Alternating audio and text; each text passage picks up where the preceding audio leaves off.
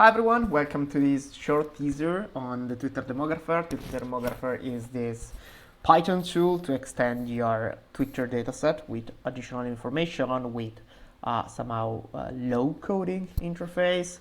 It is that we can import the Twitter Demographer. We have a set of tweets that is given by this data frame here, and we can instantiate a demographer that is this object. We have three components we want to extend our dataset with. For example, we want to rehydrate the dataset, we want to disambiguate somehow the location, and we want to also apply some sort of classifier. So we run this to create the components, we add the components to the demographer, and then we run the inference on the data.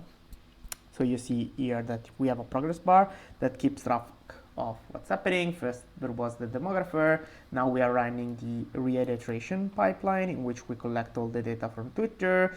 We had then run the geocoder on the 5 tweets we have in the dataset, and finally the sentiment classifier was run. And this is what we get in the end. We get our dataset in which we have been able to disambiguate, for example, the location. You see that Milan Lombardy has been mapped to Milan, Italy. Lugano Viganello has been mapped to Switzerland, Viganello. The same for Zurich, for example. And also we have like the sentiment classifier here.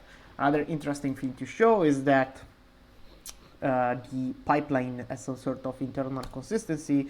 So if you try to use component 2 before component 1, component 2 was the geonames decoder that requires a location before the reiteration pipeline in which this data is actually collected.